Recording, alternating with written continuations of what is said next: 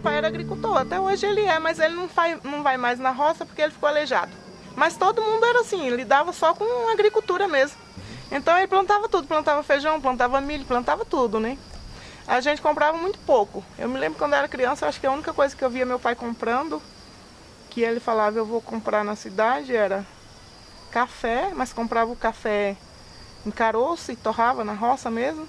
Comprava o saco grande, 60 quilos.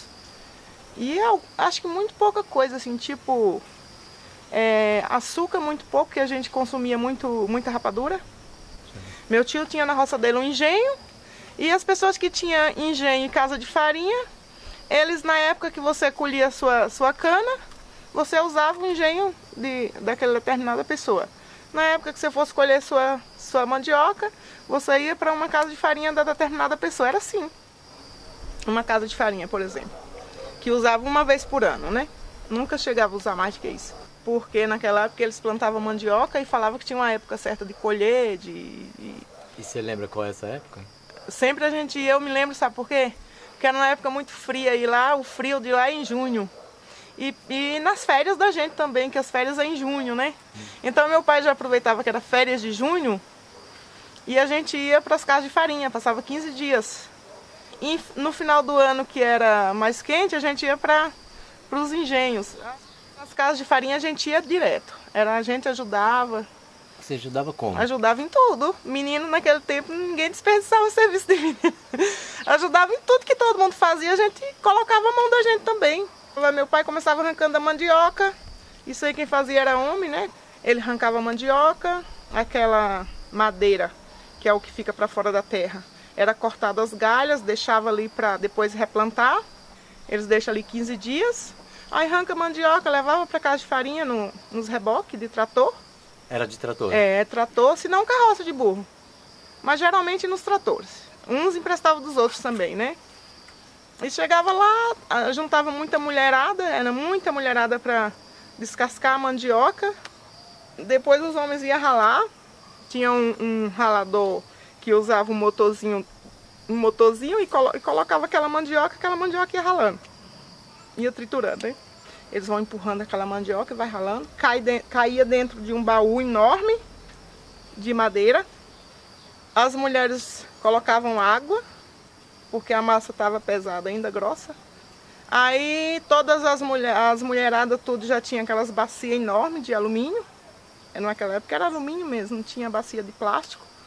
Tinha sempre aquelas bacias grandes de alumínio.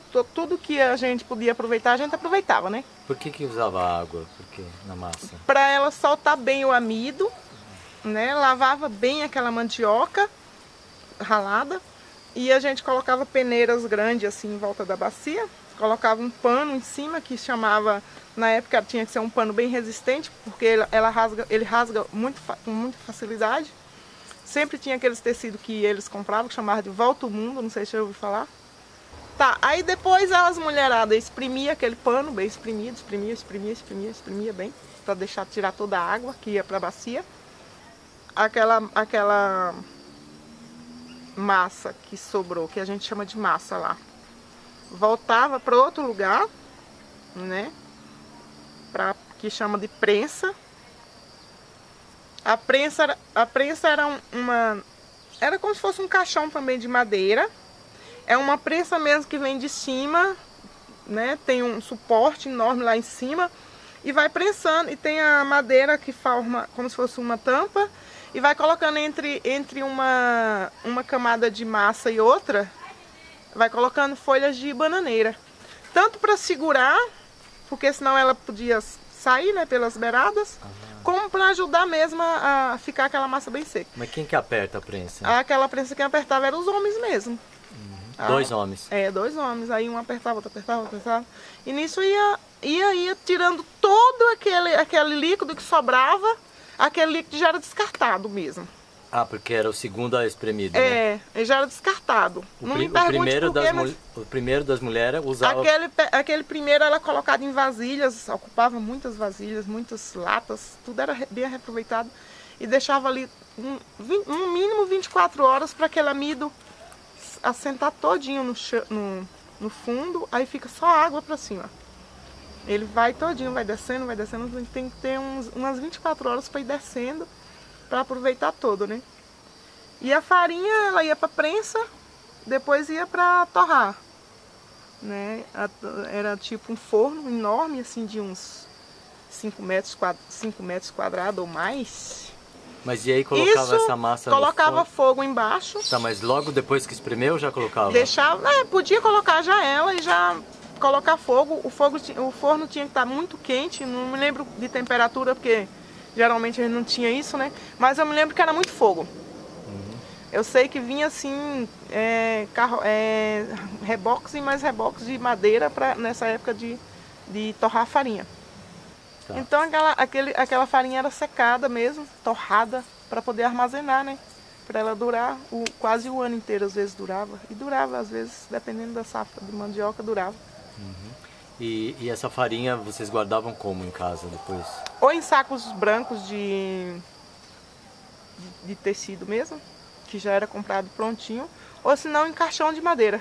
Mas tinha que proteger dos ratos, né? Então, tinha, mas era meio difícil.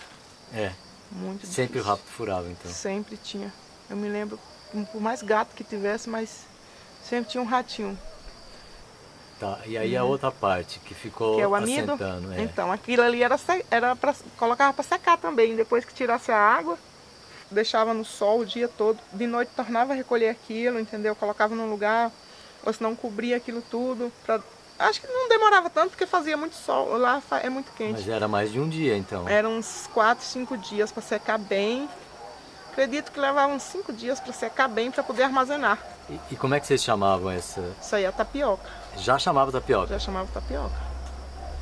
O que chamam aqui de polvilho, lá a gente chamava tapioca.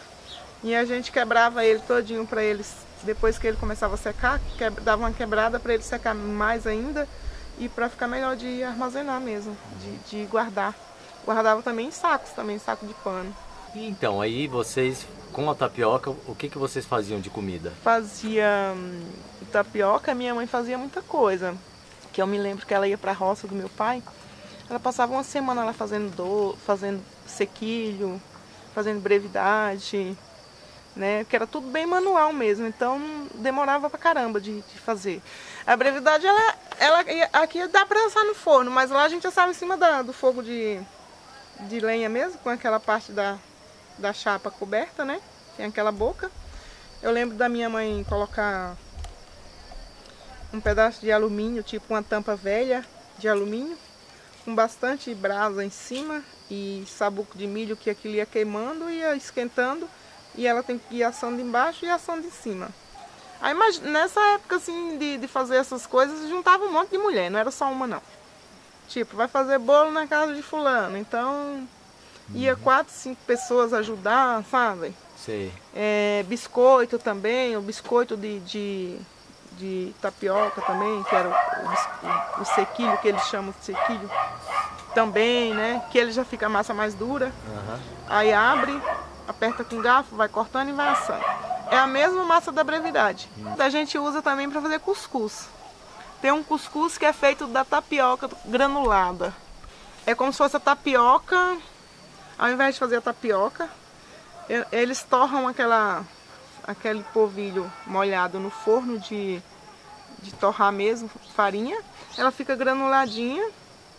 E até lá no Nordeste, até essa tapioca, muita gente não sabe. Porque lá a gente conhecia só para comer com café, jogava no café e comia aquilo. Aqui eles, receita de cuscuz de tapioca, coloca lá no leite condensado e tal. Fica uma delícia. Tá. Usa para fazer cuscuz também, cuscuz nordestino. No vapor? Tá, e que mais que dá pra fazer com a tapioca, né? Com a tapioca, né? Dá pra fazer uns bolinhos gostosos também que a gente frita em cima. É tipo um pão de queijo frito, sabe? E fica parecido com pão de queijo? É muito gostoso. É uma delícia. Quanta coisa, gente. Eu faço de vez em quando aqui em casa também, mas quando eu tenho tempo. Primeiro a gente escalda a tapioca com um pouquinho de sal, um pouquinho de açúcar e um pouquinho de óleo. Com água quente, bem fervendo. Aí depois acrescenta ovo pra ele dar uma... Aí você vai fazendo o bolinho e vai fritando. Tá. É uma delícia. Parece com pão de queijo mesmo, É bem viciador ele. Né? É, muito bom. Bom, aí chegou no beiju também, né? Que é a tapioca de vocês aqui, né? Então conta aí quando é que vocês faziam. Ó, a gente tanto fazia o beiju da massa, que era a massa de fazer farinha. Aquela massa de fazer farinha antes de torrar, ela dá pra fazer beiju. Ah, é? Dá. A massa de farinha antes de torrar. Antes de fazer a farinha, ela molhada ainda, úmida, ela dá pra fazer o beiju. Tem uma maneira lá que a hora que o forno não tá tão quente, que é quando terminou de torrar a farinha, aí a mulherada vai aproveitar aquele forno, ele vai esfriando e já vai fazendo o beiju para armazenar, que ele fica sequinho. Fazia muito mesmo, assim, a mulherada passava tipo um dia inteiro fazendo aquilo. Mas me explica uma coisa, essa tapioca que a gente come aqui, né, que vocês chamam de beiju, ela é mole. Ela não se conserva muito tempo. Não, essa não. Essa é feita em casa mesmo, assim, normal. Essa é pra comer na hora? É, pra comer na hora. Mas essa outra que você estava falando? Essa que a gente fazia também... Ficava igual um biscoito. É como se fosse um negocinho duro, né? Que torrava bem, secava, ficava durinho, guardava. Tempo que... né? Porque naquela época era muita criança. Então a comida tinha que ser muita, né? Tinha que ter muita. A gente comia essas coisas mesmo. Na roça era mandioca cozida, era batata doce, era tapioca, era essas coisas, cuscuz. E o beiju vocês comiam como? De manhã, na hora do almoço?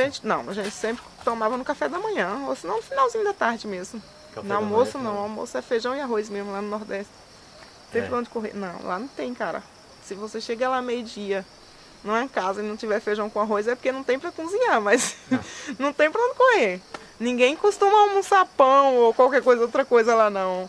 É feijão com arroz, é uma mistura, é um legume, alguma coisa assim. Sempre isso. Mas é mais café da manhã mesmo. E como é que era? Assim, vocês comiam com alguma outra coisa ou pura? Ah, tapioca eu como de todo jeito. Sabe aquela carninha frita de porco que a gente torra e deixa ali na panelinha, ali, um cantinho ali? Com a banha? Sim. Ali a gente esquentava, pegava aquela carninha de porco, colocava tirava aquela gordura, colocava no beiju e comia também. De manhã cedo? Sim, também. Podia ser com manteiga, podia ser só o beijuzinho mesmo.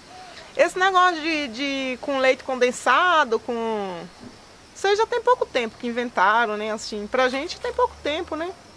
Com doce principalmente, que lá a tradição mesmo da tapioca é comer ela salgada, com alguma coisa salgada, ou com carne seca, ou com carne frita, ou com manteiga.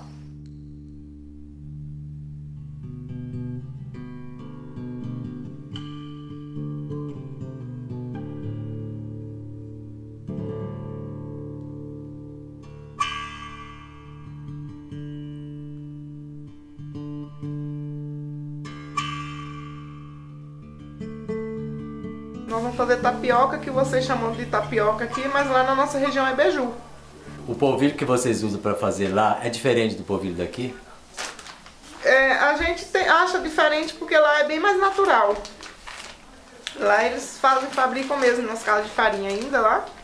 E é artesanal mesmo. Aqui eu acredito que já seja bem industrializado, eu acho que o sabor ele perde um pouco. O sabor do nosso lá é mais diferente, mas não é tão diferente. Mas eu acredito que o daqui deixa a desejar um pouquinho. E tem algum segredo para fazer tapioca, não? Não. O segredo da tapioca é o ponto de molhar. Se você comprar ele seco, tem que ter um ponto certo para molhar, não passar. E ele nem pode ficar muito seco, nem pode ficar muito úmido. E como é que você sabe? Depois passa na peneira. Hã? Qual que é esse ponto? É colocando a mão na massa, cara. Vamos fazer agora aqui. Vamos lá? Vamos.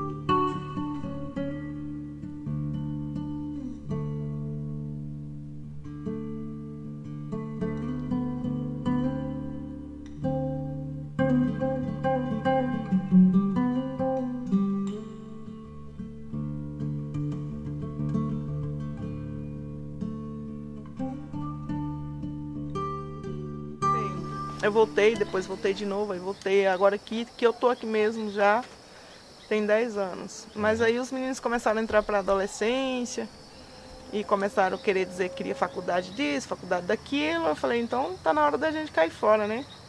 Porque lá é mais difícil. Lá tem, mas é na capital, é na cidade mais distante. E aí a despesa fica muito maior do que aqui. Aqui pelo menos está tudo perto, né? E você pensa continuar vivendo aqui a sua vida inteira ou não? Ai, há um tempo atrás eu pensava muito em ir embora. Hoje eu já não sei se eu voltando para lá, se vai, sabe? Não sei, eu acho que os filhos vão fincando o pé num lugar e a gente vai se acostumando, né? Tipo, eu já tô bem acostumada em São José, mas quando eu chego lá também, 3 dias eu já acostumei de volta de novo lá.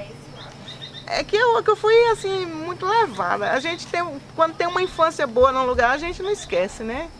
Uma infância, uma adolescência, amigos, tudo, a gente não é o lugar que prende a gente, é as pessoas, é o costume, a gente chega lá e ainda tá, né, a gente parece que volta a ser criança, a ser adolescente, sei lá, todo mundo fala a mesma língua, o mesmo idioma, né?